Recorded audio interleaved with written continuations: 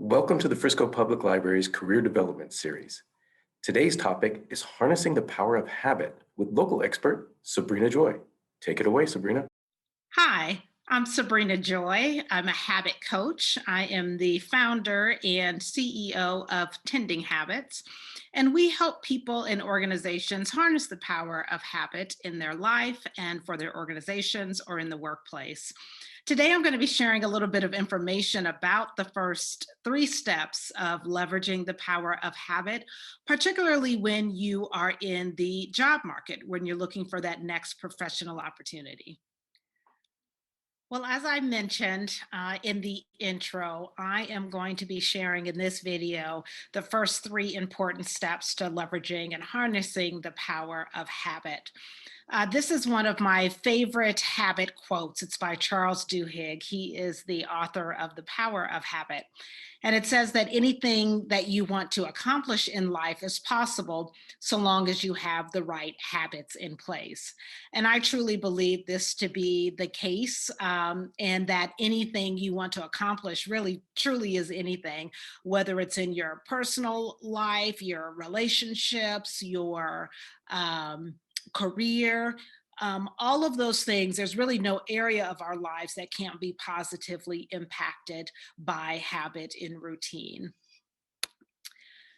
Research indicates that almost half of what we do on any given day, we do every day. It's about a little over 40%. And it's really the things that we do, think, and feel are not only are our habits actions, but they can also be our thought patterns as well. And when you think about how the percentage of time that we spend doing the same thing day in and day out, you start to understand how habits really do become the underpinning of our lives. And so, whenever I'm working with people or organizations around habit and routine, before I even get into all of the nuts and bolts about habit, I always say the first step is just appreciating what habit can do for you. And then the important thing to keep in mind is that sometimes when we think about habits, and a lot of what you see in culture or on social media, our influencers, people that have big platforms, and they're talking about habits, and sometimes we can think that habits really just matter when we're trying to do something big, like start $1 million business or write a book. And I think that really just showing up well in our lives day to day, week to week, for ourselves and our family, our coworkers, those are the things that really matter. And habit impacts those things as well. Um, Suffice it to say that the quality of your habits determine the quality of your life. The quality of the food that you eat determines the quality of your health. The quality of the habits you have around your job search are going to determine the quality of your outcomes, of the opportunities that are presented. So again, step one truly is understanding and appreciating the power that habit has. And then the second thing is really just understanding how habits work. Habits themselves and the habit loop is really a simple construct, simple but powerful. All habits include the same three components. There's no exception to this. Every habit has these three components. If you look hard enough, you will find all three. The first one is the cue or the trigger. That is what really kicks off the habit. The most common triggers are location and time, but obviously there's other triggers in place too. It could be a visual cue, it could be a smell, it could be a thought, but the most common ones are time and location. And then there's the habit itself or the routine. And again, remember, this could be something that we do. It could be actions, but it could also be thoughts. It could be our emotions. All of those things have the have a habit can be habits. And then there's the payoff. That's what comes after the habit, right? That's the payoff, and make no mistake about it. That payoff is even though it may be a habit that's not very helpful, there is some sort of payoff that we begin to crave, whether that's good or bad. And then that craving is really the engine that powers this loop. When a habit becomes really ingrained, we begin to crave the payoff, often even before the cue comes. And this is really why habits can be tough to break, that are really ingrained, because you're dealing with that craving, again, for over a long period of time, or over time. Again, when a habit's really ingrained, that craving comes sometimes before the cue even comes. And then, as our willpower over time lessens, then, we give into it. But again, three components to the habit loop: a cue, a routine, and a payoff. Every habit consists of these three pieces. And then the golden rule of habits. The way that you can successfully change a habit or replace a habit, and typically if we're replacing a habit, we're trying to, replace a quote unquote bad habit with one that's better for us. One of the best ways to achieve success in this is to leave the cue and the payoff the same, and really just tweak the actual habit. That often can be a really impactful and efficient way to go about adjusting habits. So a little bit about the science of habit. The brain is uniquely designed in a way, and has evolved to really allow habits to preserve our mental energy. So the brains have evolved over time, for habits to really serve us well. I always say the intention around habit is a good one. They were always meant to serve us. This isn't anything new. um, Imagine if, when you woke up in the morning, and you're going about, your morning routine, you really don't have to think about it, right? You get up, you use the restroom, brush your teeth, have some water, take your vitamin, have some coffee, whatever your morning routine kind of consists of, whatever you do, day in and day out. You don't have to think about it. It's just become habitual, right?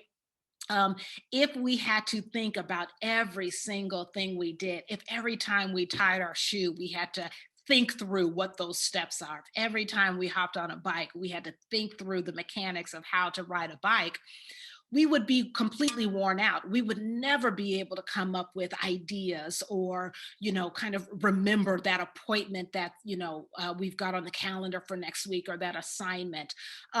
We wouldn't have the mental capacity to think about those things, because we'd be so busy just trying to get to the next minute, get to the next hour in our day. So I just find that fascinating, and I like to remind myself and people that I work with about that, because it really, it helps us embrace this concept of leveraging habit and routine. But as awesome as the brain is, one thing we have to remember is that the brain is not sophisticated enough to be able to recognize a bad habit from a good one. In other words, your brain isn't going to resist having a habit form, because it's determined it's not a helpful habit. Your brain will treat all habits the same in terms of how they function, and how the brain will latch onto it to make it more efficient. So when something becomes a habit, good or bad, the brain is going to kick into gear and kind of remember those steps as a way to process through those steps in the most efficient way. So it's important for us to be intentional about our habits. It's one of the reasons why I say, really taking an assessment of your habits and routines, and making sure that they're working for you every so often is a worthwhile endeavor. Because if it's just left up to chance, you're leaving it up to chance that you're getting the most out of your days and your weeks. So, again, the first step is appreciating the power of habit. The second step is understanding how habits work. And then the third step, and this is a critical one, is knowing yourself. And the reason I always, quickly get into the reason, why is it so important? Well, when we understand ourselves and how we're wired, we're better able to implement the right strategies and the right, set ourselves up for success in a way that's going to work for us.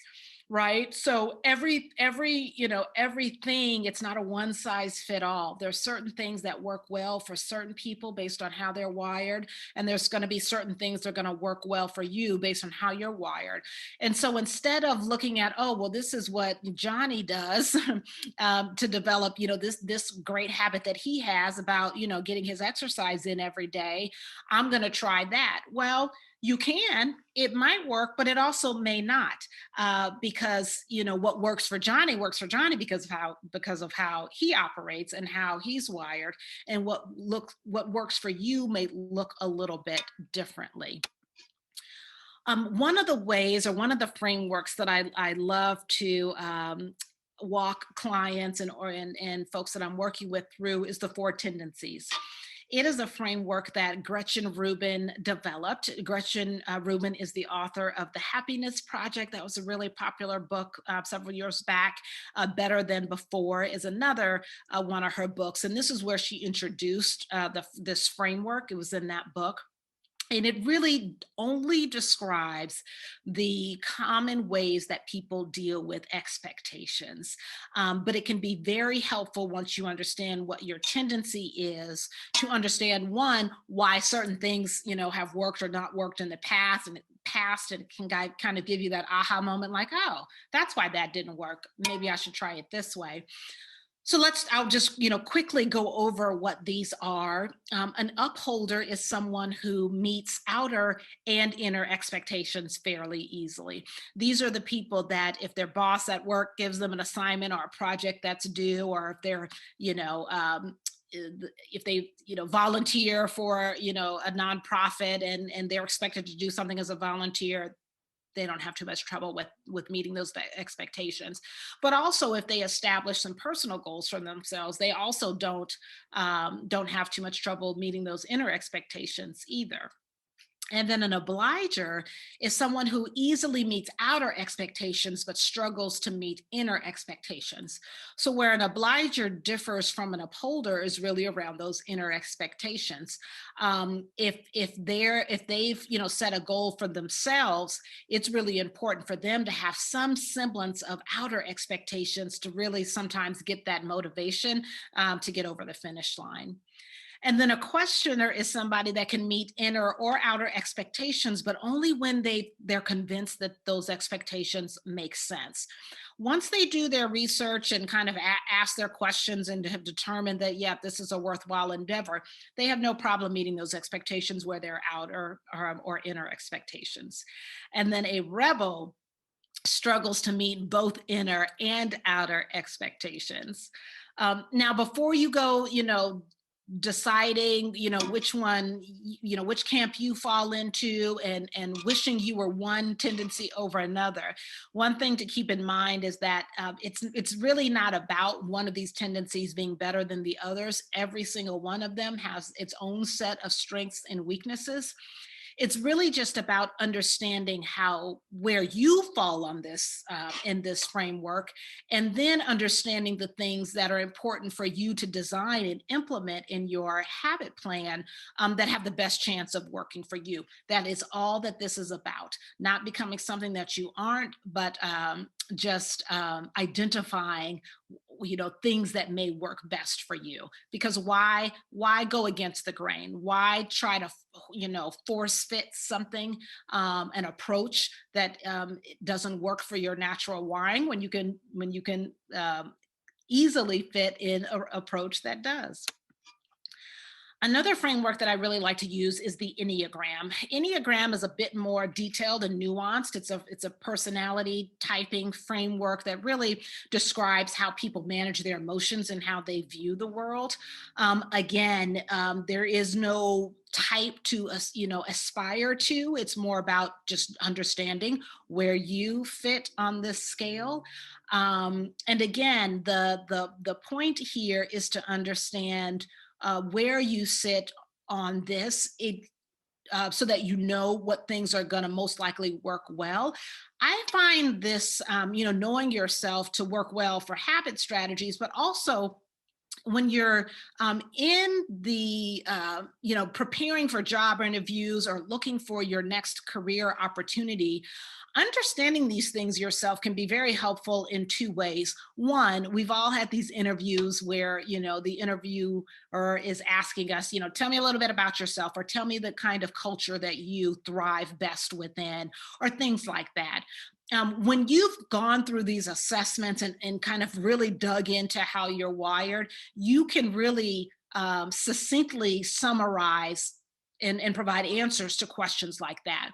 The other thing that's also very helpful, as much as you are being interviewed for these opportunities, you are also interviewing the job prospect as well, right? You're interviewing and determining if this is a organization or an environment that's going to work well for you. Well, if you don't really know yourself well, and haven't thought through some of these things, then you really aren't going to know precisely what culture or what environment is going to work well for you. Obviously there's other, I'm sure you've heard about, many different types of personality traits and frameworks that are out there. I highly recommend digging into a few of those if you haven't already, just to see where you land on those things.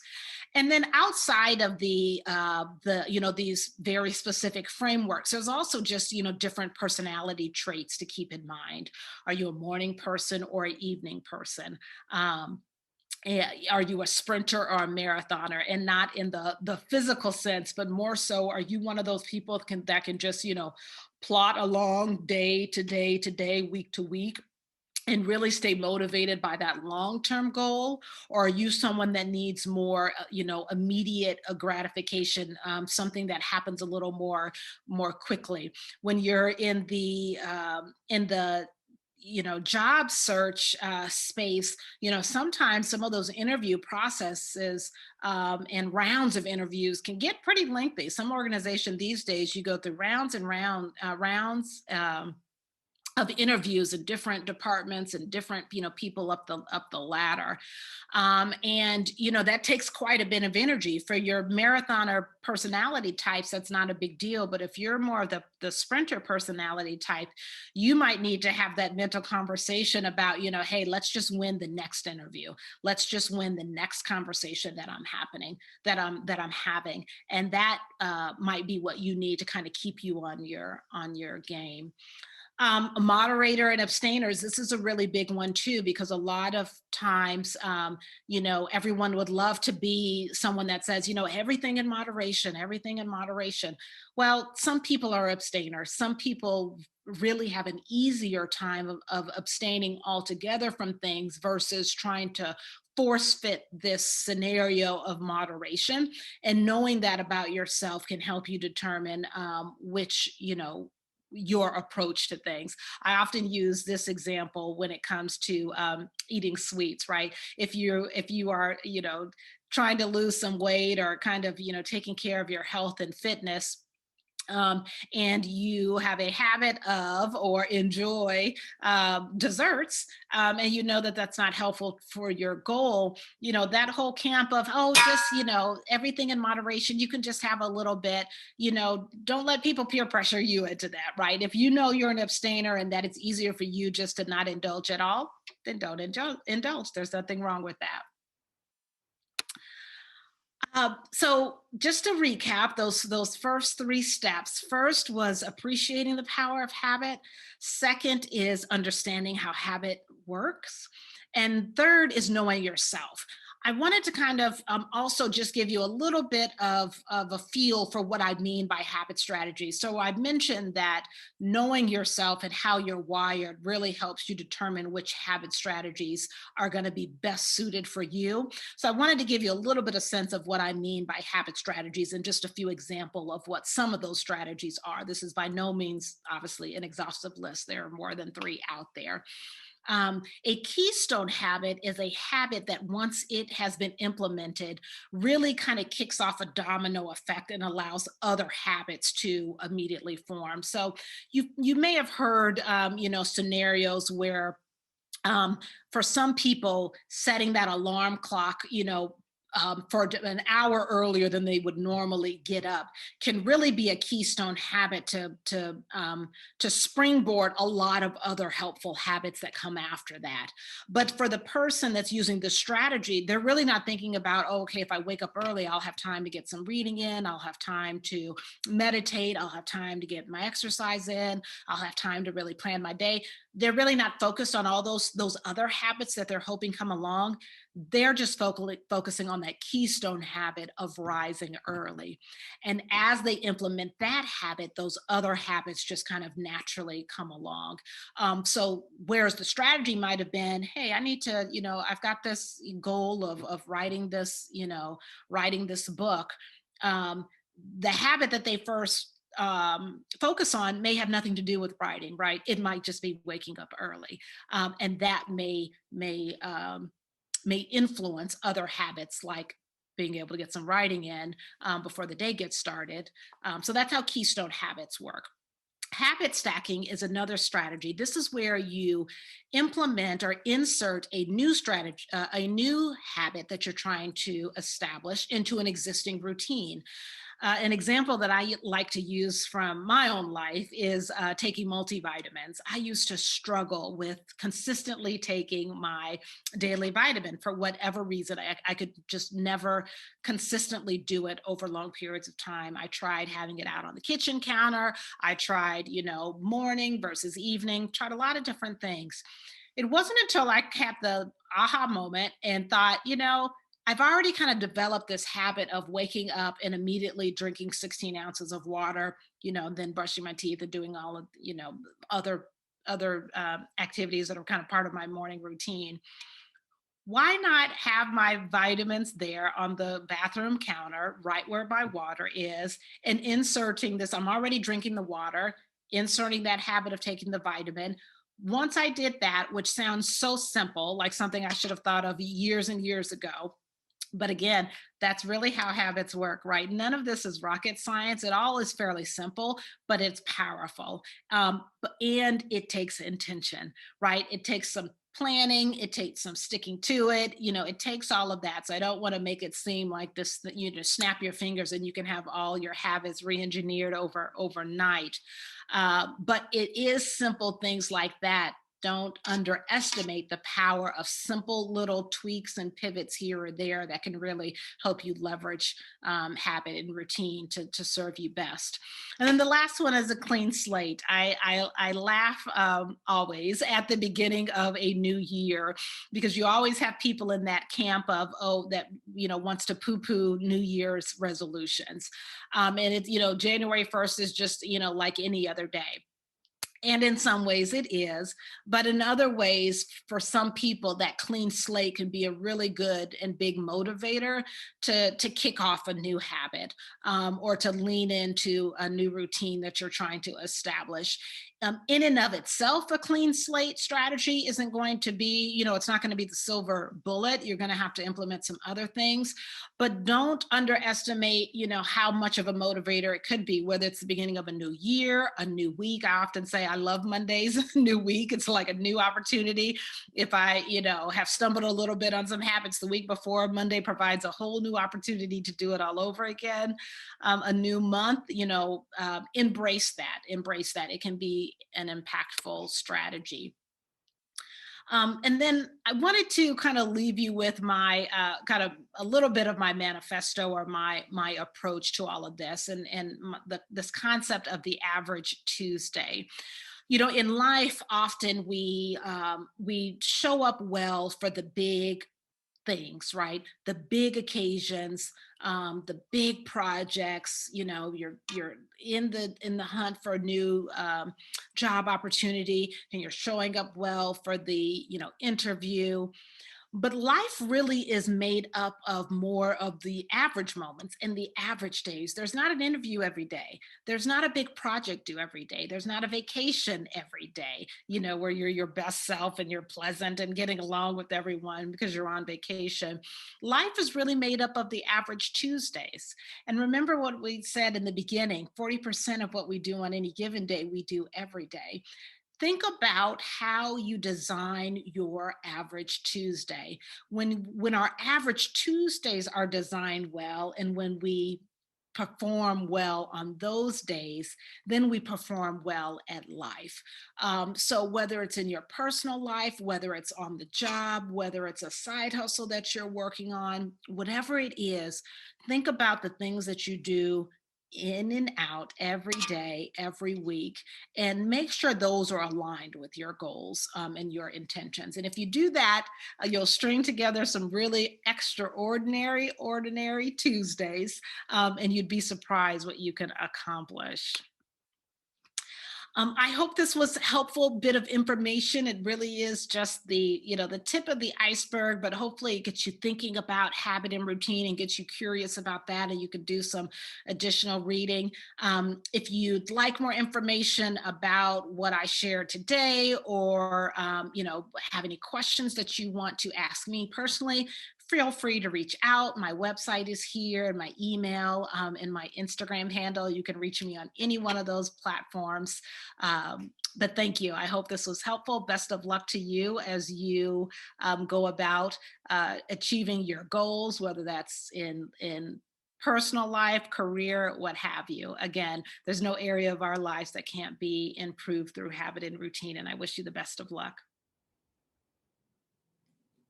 Sabrina, thank you for that insightful presentation on the habits that build success.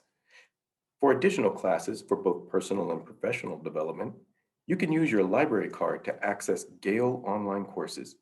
These are 6-week courses led by experts in their field.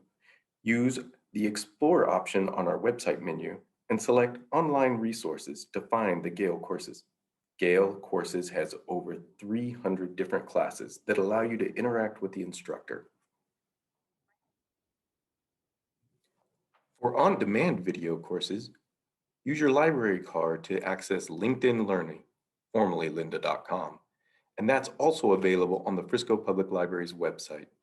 You'll discover topics such as managing remote teams, habits for success, the future of workplace learning, and many, many more.